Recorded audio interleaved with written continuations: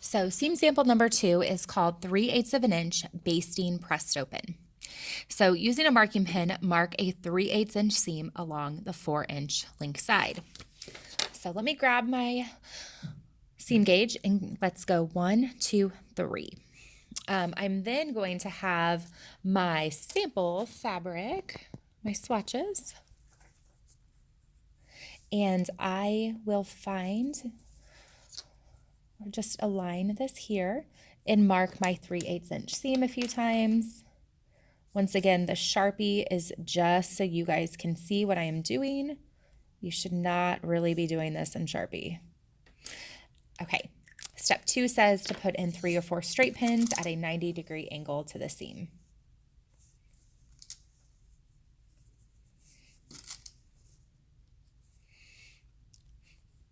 All right, so when I sew, it says stitch a 3/8 inch basting seam and press open. Do not backstitch, do not stitch over the pins, and trim threads and press seam open.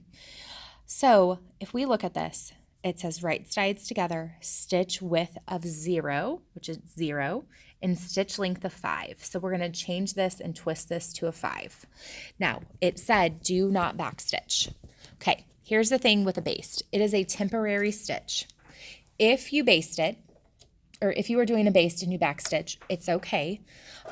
You cannot do that if you're doing a gather. So the most important thing is that it is still straight and it's at a stitch length of 5. If you backstitch a baste, it's not the end of the world. If you are gathering, you might have to redo it though. So once you get to the end, just make sure you clip your threads again, like so, and that is it. Like with the other one, you'll take it and you will press the seam open